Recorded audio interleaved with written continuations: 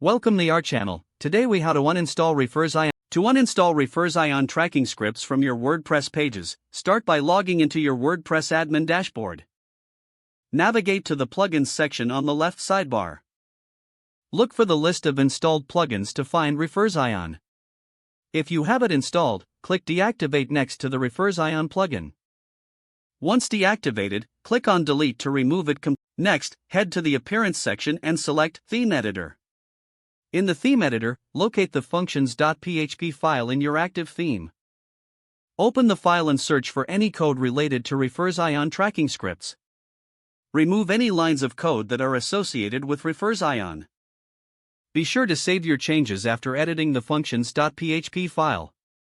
Now, navigate to the Settings section in the WordPress dashboard. Find the tracking or script settings if you have any tracking settings configured. Check for any references to Refersion and remove them accordingly. It's now essential to clear your site's cache to ensure that changes take effect. If you're using a caching plugin, navigate to its settings and clear the cache.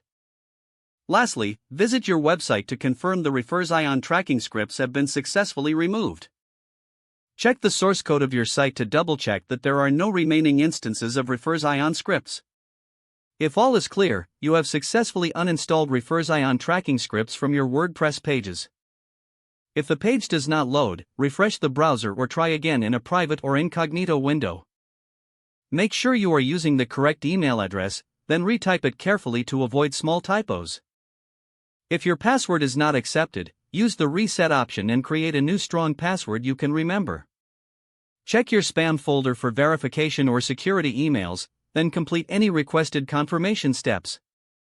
Enable two-factor authentication if available to improve account security and reduce unauthorized access risk. After signing in, review your profile details so your contact information and settings are accurate and current.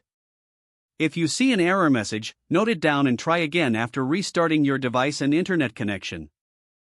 Log out when you finish, especially on shared devices, to keep your account and payment information secure. If the page does not load, refresh the browser or try again in a private or incognito window.